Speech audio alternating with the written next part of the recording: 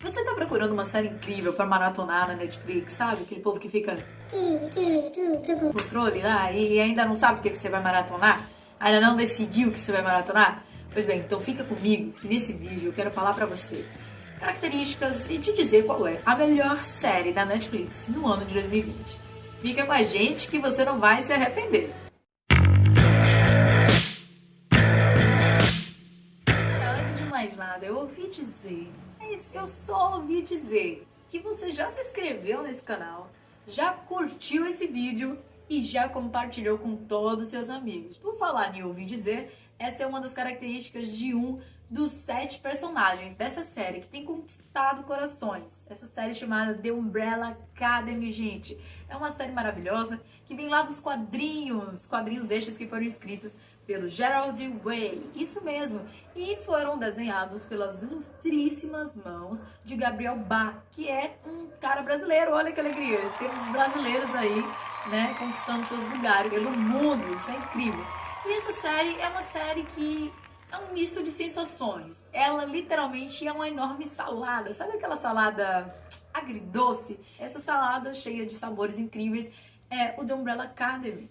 The Umbrella Academy é uma série diferenciada. Já começa dizendo que 46 mães, ou foram 47? Bem, vai aparecer aqui agora o valor exato, aqui aparece o valor exato. Eles deram a luz, literalmente. Só que o interessante é que essas mulheres, elas não estavam grávidas. Uma gestação comum tem 9 meses. Só que literalmente elas estavam aqui, alguns minutos depois elas já estavam grávidas.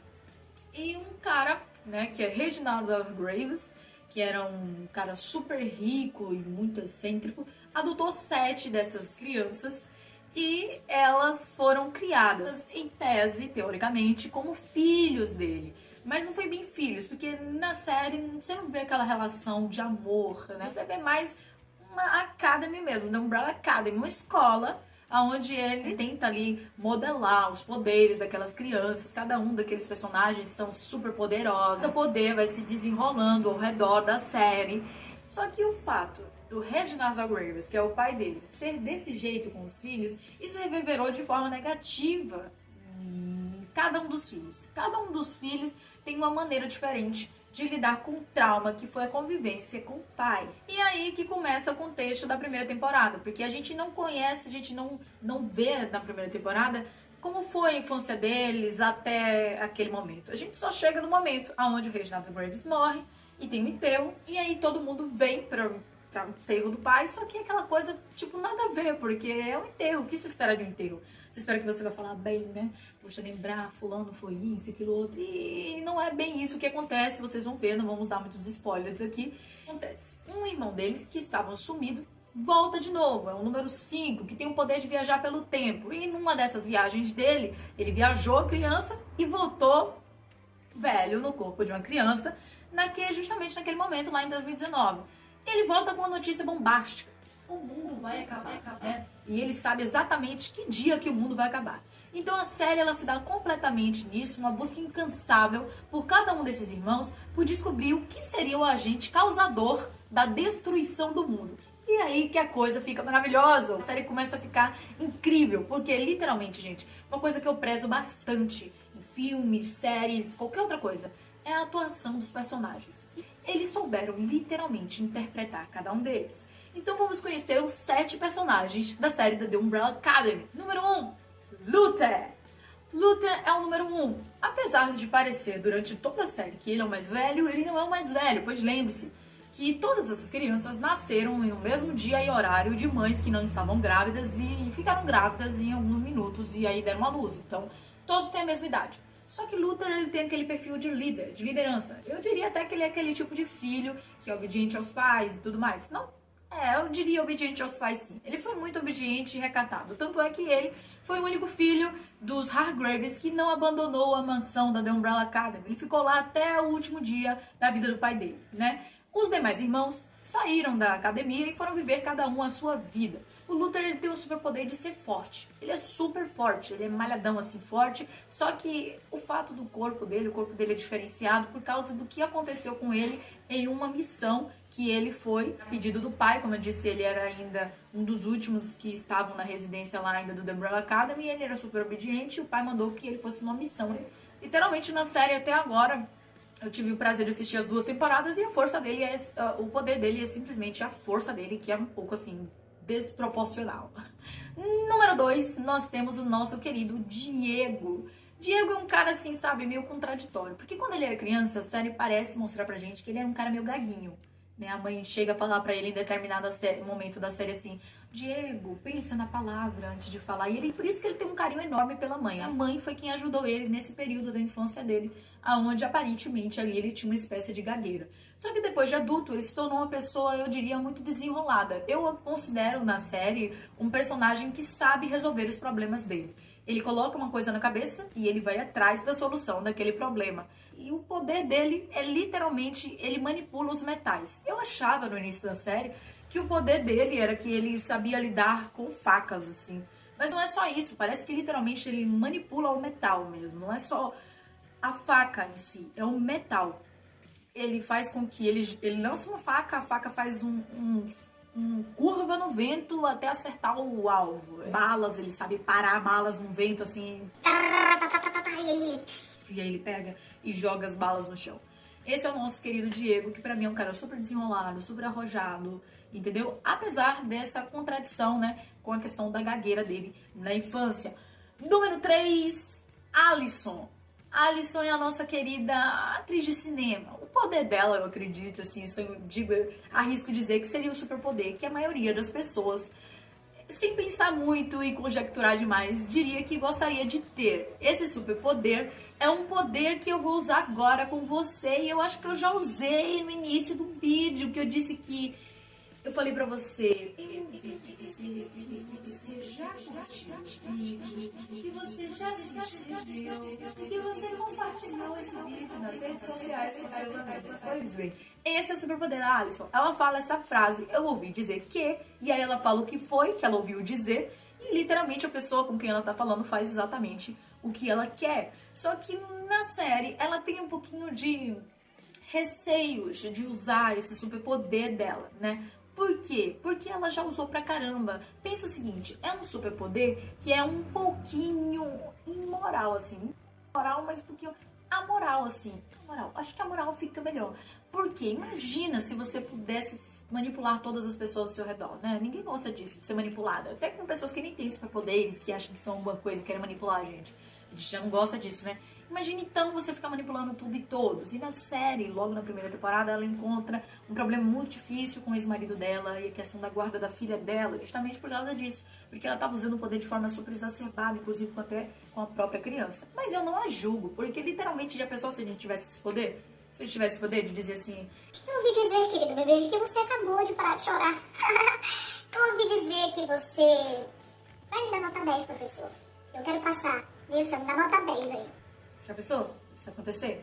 Pois bem, e assim ela chegou em lugares altos. Ela é atriz, conhecidíssima, famosíssima. E a série não fala muito, mas aparentemente ela usou todos os poderes dela pra poder chegar onde ela chegou, manipulando pessoas. E é por isso que hoje ela tem um pouquinho de receio, assim. Você percebe que fala assim... Poxa, esse poder é tão incrível, por que ela não usa isso agora? Usa agora, Alisson, usa agora! Realmente ela não usa, porque a série ela teve o cuidado de mostrar pra gente que ela tem um pouco de receio de cometer os mesmos erros que ela cometeu no passado. Número 4, Klaus. Klaus é aquele personagem que serve pra gente dar risadas. Literalmente é um cara incrível. Só que assim, quando eu comecei a assistir a série The Umbrella Academy, eu ficava um pouquinho pensativa e tal. É porque também a forma como eles foram criados, né, foi uma forma diferenciada. Foi uma criação sem muitos afetos. Cada um conseguiu lidar com aquilo de uma forma diferente. E o Klaus, ele tem um superpoder que, ao longo da primeira temporada, não fica assim muito claro. Parece até que é um poder que não tem muito poder, muita serventia, né? Ele tem o poder de se comunicar com os mortos, mas não é só isso. O poder dele evolui bastante a partir da segunda temporada. Só que a forma como o pai dele, os artifícios que o pai dele utilizou para poder desenvolver esse poder nele foram artifícios muito macabros. Você vai acompanhar na série, eu também não vou te dar spoilers. E isso traumatizou muito Klaus, de forma que quando ele cresceu, ele virou um cara completamente largado na vida, que desperdiça pra caramba o potencial dele, usuário de drogas e... vende as coisas preciosas, sabe? Coisas da família, mente pra caramba, ou furta determinados objetos da casa e tudo mais. É um personagem que tinha tudo pra ser desagradável, mas acaba sendo um alívio cômico da série. Nosso querido número 5. Nosso querido número 5. O 5, pra mim, é o meu personagem favorito da série. Ai, eu amo o 5. Não é só aquela questão assim, eu gosto desse porque esse é mais forte, eu gosto daquele porque aquele é mais forte. Não, eu gosto do 5. Porque o 5 é incrível. Ele é o cara mais incrível da série, mas o mais engraçado é que ele não faz nada pra ser incrível. Ele é o cara mais carismático, mas ele com certeza não faz nada pra ser carismático.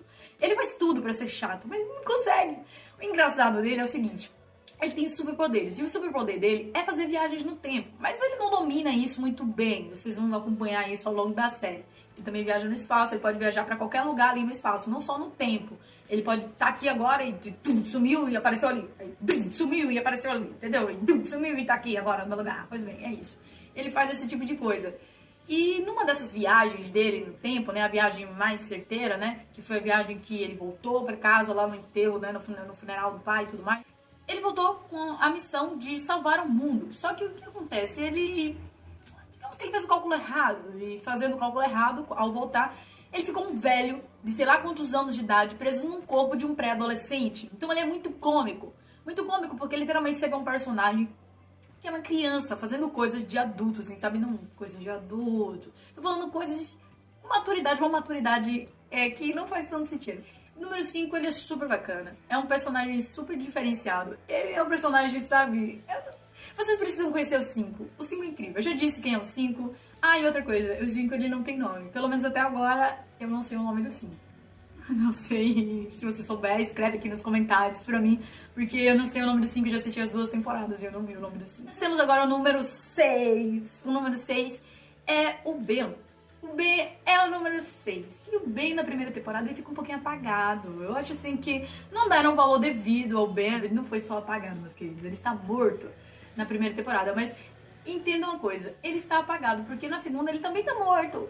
O pai também tá morto. A gente vai falar sobre a segunda temporada. Mas na segunda ele é incrível. Mas na primeira ele não tem nada de incrível, né? Ele funciona aqui como um agente, sabe? Ele serve mais, o Ben serve mais pra mostrar pra gente assim... o Klaus, o que é o poder do Klaus, né? Que de invocar espíritos e tudo mais. Ele tá sempre junto com o Klaus porque o Klaus consegue invocar espíritos e o Ben já está morto. Então ele sempre tá participando da série em determinados momentos, mesmo não estando lá, só por causa do Klaus, que tem o poder de invocar espíritos. Que é um poder que vai se desenvolver e vai ficar um poder super bacana. Mas até o momento, na primeira temporada, é isso. Então ele só aparece como um objeto, né? Vamos assim dizer, não sei se seria o termo mais adequado, ele aparece em determinados momentos, mas ele não é um agente assim, sabe? Transformador, como ele foi na segunda temporada. Não vou dar spoilers, mas ficou uma coisa super bacana. Só que antes dele morrer, ele estava vivo. E qual era o superpoder dele? O superpoder dele era que ele soltava tentáculos de polvo, não sei, acho que era de polvo, assim, vários tentáculos pelo abdômen. E ele começava a estraçalhar as pessoas. E ficava quebrando e explodindo as pessoas. Esse era o superpoder dele. E até então, na primeira temporada, era só isso que nós tínhamos. Já na segunda temporada, ele vai ficar super, super diferente. Ele vai ser um agente, literalmente, de transformação. Mas isso aí a gente vai chegar em outro vídeo, ok? Número 7. 7. A nossa querida Vanya, que é uma personagem que ela foi enganada durante toda a vida dela acerca dos seus superpoderes. Mas isso foi uma estratégia utilizada pelo pai dela, né? Pra poder conter os poderes delas, e você vai entender ao longo da série. É muito bacana. E ela é uma menina um pouquinho triste, um pouquinho calada, gosta de tocar violino. Aparentemente alguém inofensivo, alguém que não vai fazer mal a ninguém, nem vai fazer bem a ninguém. Alguém que tá ali só pra poder tá ali, entendeu? Mas ao longo da série a Vanya vai se mostrando alguém realmente relevante. Ela vai demonstrando que ela não veio, não tá ali na série só pra ser um acessório, não.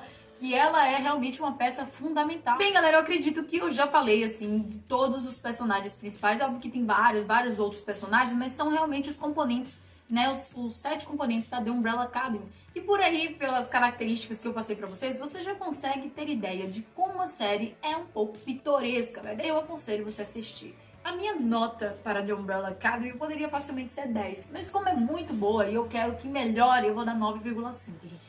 Tudo bem, galera? Vocês gostaram desse vídeo? A gente fez com muito carinho pra vocês, a gente pesquisou tudo certinho, só pra dar pra vocês o melhor conteúdo, a melhor informação. E se você gosta de conteúdos como esse, sobre entretenimento, cinema, séries, músicas, jogos e tudo mais, então faz um favor, se inscreve no canal, curte esse vídeo e compartilha com seus amigos, que isso ajuda a gente pra caramba, tá ok? Um beijão bem forte no seu coração e até a próxima!